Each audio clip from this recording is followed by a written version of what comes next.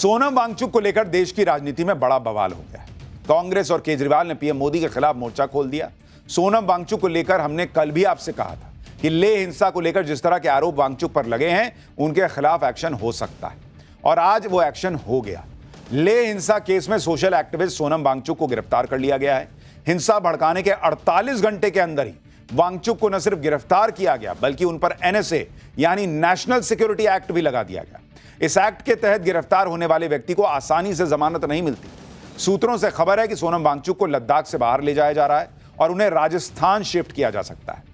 सोनम वांगचुक की गिरफ्तारी तो अभी तय हो गई थी कि जब गृह मंत्रालय ने उनके भड़काऊ भाषणों पर सवाल उठाए थे। सोनम वांगचुक को भी पता था कि उनकी गिरफ्तारी होने वाली है, इसलिए वो कह रहे थे कि उनकी गिरफ्तारी हुई तो हालात बिगड़ जाएंगे। सोनम वांगचुक की गिरफ्तारी के बाद अब लद्दाख के हालात क्या हैं? वांगचुक की गिरफ्तारी पर क्या विपक्ष के नेता आग भड़काने में लग गए हैं? कांग्रेस से लेकर केजरीवाल तक पीएम मोदी के खिलाफ कैसे मोर्चा खोले बैठे हैं? क्या जेनजी का आंदोलन भड़काने का प्रयास शुरू हो गया है? सब दिखाऊंगा, लेकिन पहले एक झलक देखिए।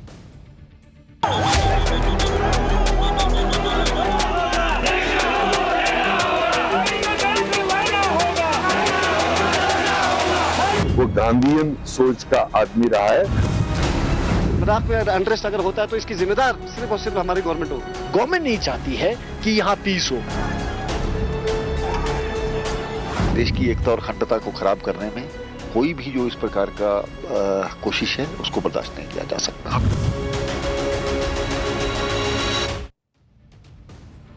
सोनम वांगचुक को आज दोपहर में करीब 2:30 बजे गिरफ्तार कर लिया गया। वांगचुक को पहले ही अपनी गिरफ्तारी का अंदेशा था, इसलिए वो गिरफ्तारी से बचने के लिए डर दिखा रहे थे कि चीजें और बिगड़ जाएंगी। सोनम वांगचुक ने कल ही कह दिया था कि वो जेल जाने के लिए तैयार हैं, लेकिन उनके जेल जाने से समस्याएं कम नहीं होंगी बल्कि समस्याएं और बढ़ जाएंगी।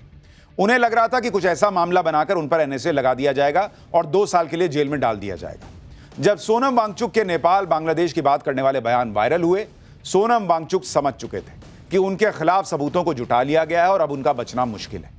आप सुनिए अपने पुराने बयान में सोनम वांगचुक कैसे नेपाल और बांग्लादेश की बात कर रहे थे, क्योंकि नेपाल में 8 सितंबर को ही हिंसा भड़की थी। इसलिए माना जा रहा है कि सोनम वांगचुक का बयान 10 सितंबर के आसपास का होगा, जब उन्होंने भूख हड़ताल शुरू की थी। इसी बयान को लेकर सवाल उठ रहा है कि आप खुद बैठे हुए हैं अनशन पर, खुद कर रहे हैं भूख हड़ताल और दूसरे को बांग्लादेश और नेपाल जैसी हरकतें करने के लिए समझा रहे हैं। सोनम वांगचुक की गिरफ्तारी करके सरकार ने बड़ा चैलेंज उठा लिया है, क्योंकि लद्दाख में वांगचुक का बहुत नाम है। वो युवाओं में लोकप्रिय हैं, लंबे वक्त से लद्दाख को पूर्ण राज्य का दर्जा दिलाने वाले प्रदर्शन के पोस्टर बॉय रहे। इसलिए वांगचुक पर तुरंत एक्शन लेना आसान काम नहीं था। एक तरफ गिरफ्तारी का चैलेंज था, दूसरी तरफ फिर से माहौल बिगड़ने की आशंका भी। अक्सर सरकारें इस तरह के सिचुएशन में एक्शन को टालने की कोशिश करती हैं कि जब हालात कुछ सामान्य होंगे तब देखा जाएगा। लेकिन मोदी सरकार ने सख्त मैसेज दिया कि लॉ एंड ऑर्डर किसी की लोकप्रियता या उसका असर देखकर काम नहीं करती। और सिर्फ सोनम वांगचुक ही नहीं बल्कि हिंसा में शामिल बाकी लोगों की भी तलाश तेज कर दी गई है। सीसीटीवी फुटेज से पहचान करके एक एक व्यक्ति को पकड़ा जा रहा है। मैसेज साफ है कि हिंसा करने वाले और उसे भड़काने वाला कोई भी हो, नहीं बचेगा बॉस। सोनम वांगचुक को शुक्रवार को गिरफ्तार किया गया है। अगर अब कोई भी कानूनी कार्रवाई होगी तो वो सोमवार को ही होगी। 2 दिन कोर्ट बंद रहता है।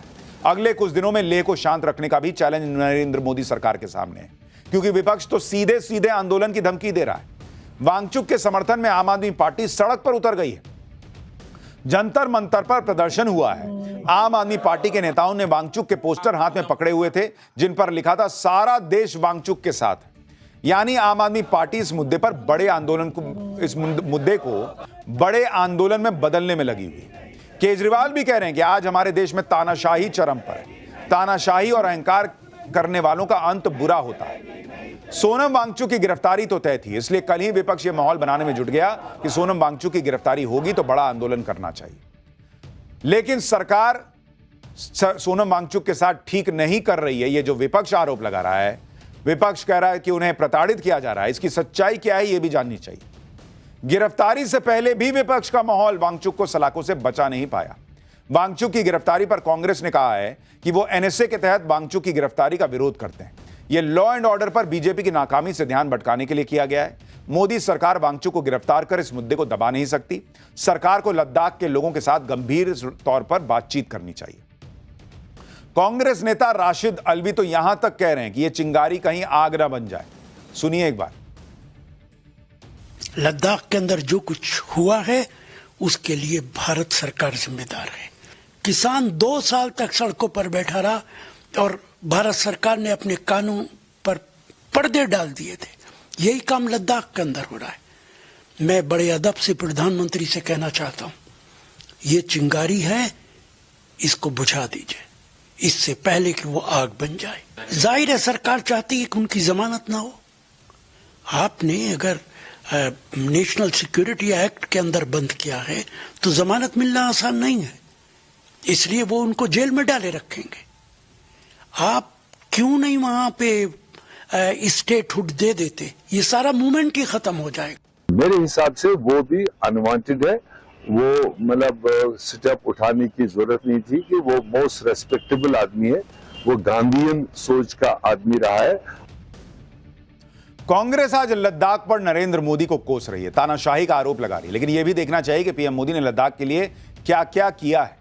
1948 से लद्दाख को जम्मू कश्मीर से अलग करने की मांग हो रही थी। नरेंद्र मोदी ने सत्ता संभालने के 5 साल के अंदर साल 2019 में यह काम कर दिया। दशकों से लद्दाख में ट्राइबल रिजर्वेशन बढ़ाने की मांग हो रही है। पीएम मोदी ने लद्दाख में ट्राइबल रिजर्वेशन को 45% से बढ़ाकर 85% कर दिया, जिसके तहत 1800 नौकरियां भी दी गई। लोकल काउंसिल में महिलाओं को 1/3 रिजर्वेशन दिया गया। लोकल लैंग्वेज भोटी और पुर्गी को ऑफिशियल लैंग्वेज का दर्जा दिया गया। लद्दाख बॉर्डर का इलाका है, भौगोलिक परिस्थिति भी कठिन है। कई सालों से वहां टूरिज्म को बढ़ाने की डिमांड हो रही थी ताकि लोगों की आमदनी बढ़े। इस काम को पूरा करने का जिम्मा भी नरेंद्र मोदी ने उठाया।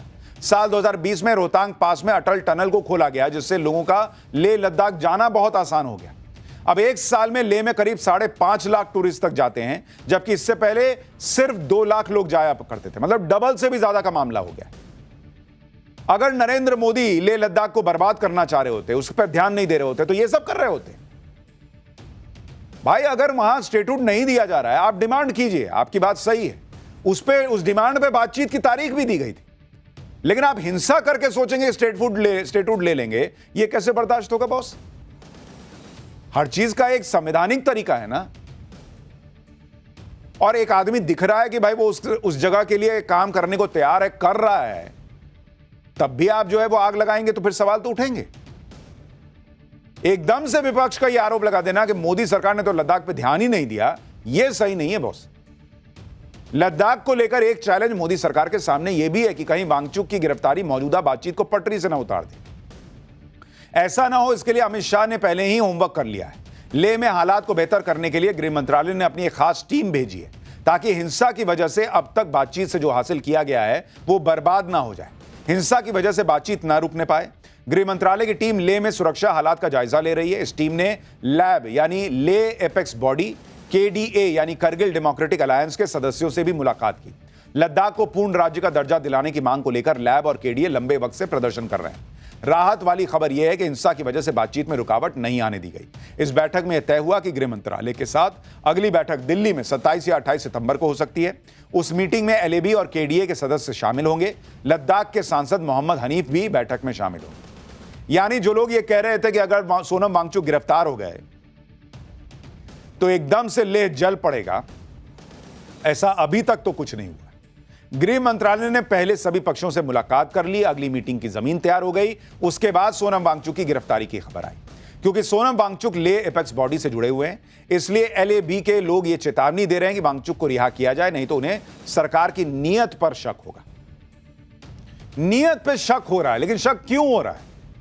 आप बातचीत चाहते हैं, आपका एक पक्ष है, सरकार का अपना एक पक्ष है, लेकिन सबसे बड़ा सवाल यह है कि जिस पूरे देश में अगर यह प्रयास हो रहा है कि शांति रहे, देश आगे बढ़े, तो आप लेह लद्दाख को छोड़ के आगे बढ़ जाएंगे क्या? सवाल ही नहीं है।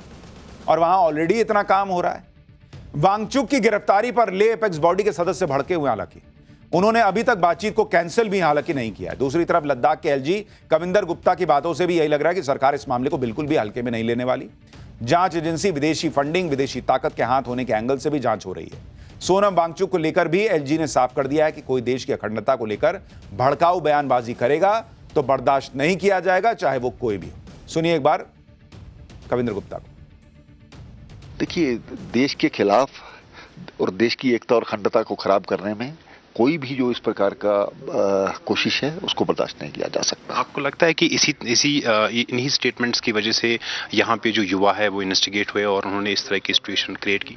देखिए, हालात खराब करने की कोशिश की गई और आपने जो देखा है कुछ लोग जो बाहर से भी आए हैं, तो अब जांच चल रही है, उसके लिए कमेटी भी हमने गठित की, तो जल्द ही इसकी रिपोर्ट सामने आएगी। जो वीडियोस हैं जो सामने है उसमें साफ बात है कि प्रवोक किया गया, इंस्टिगेट किया गया कि यहाँ पर हालात।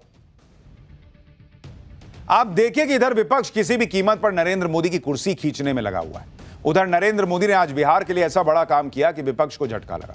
पहले आप पीएम मोदी को सुनिए, फिर आपको बताऊंगा कि पीएम मोदी ने बिहार की 75 लाख महिलाओं को फायदा देने वाली कौन सी स्कीम लॉन्च की। आज आपके दो भाई नरेंद्र और नीतीश जी मिलकर आपकी सेवा, समृद्धि और आपके स्वाभिमान के लिए लगातार काम कर रहे हैं। आज का ये कार्यक्रम भी इसी का उदाहरण है। पीएम मोदी ने आज बिहार की महिलाओं के लिए मुख्यमंत्री महिला रोजगार योजना की शुरुआत की। इस योजना के तहत बिहार की 75 लाख महिलाओं के बैंक खाते में 10,000 रुपए ट्रांसफर किए गए हैं। इस योजना के तहत बिहार के हर परिवार की एक महिला को अपनी पसंद के रोजगार के लिए 10,000 की पहली किश्त दी गई है। काम शुरू करने के 6 महीने बाद मूल्यांकन के आधार पर उन्हें अधिकतम 2 लाख रुपए तक की अतिरिक्त सहायता भी मिल सकती है। यह एक समुदाय आधारित योजना है जिसमें स्वयं सहायता समूहों से जुड़ी महिलाओं को वित्तीय मदद के साथ साथ कार्य प्रशिक्षण भी दिया जाएगा। यानी जिस तरह से वो केजरीवाल मॉडल, वो राहुल गांधी का खटाखट मॉडल था कि अकाउंट में इतना आ जाएगा, सबको दे देंगे जी, सबको दे देंगे, वो हिसाब नरेंद्र मोदी ने नहीं किया। 10,000 रुपए ऐसे ही नहीं अकाउंट में आ रहे, कह रहे हैं इससे रोजगार शुरू कीजिए और जो अच्छा करेगा उसको और पैसा देंगे, मदद देंगे कि भैया आपका रोजगार आगे बढ़े। यह योजना बिहार की महिलाओं को आर्थिक तौर पर सशक्त करेगी।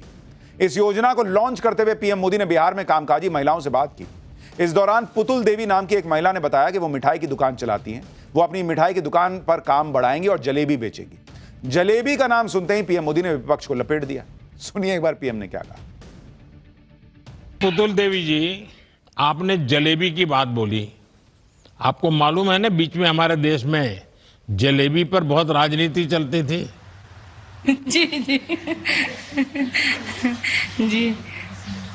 चलिए, बहुत बहुत धन्यवाद।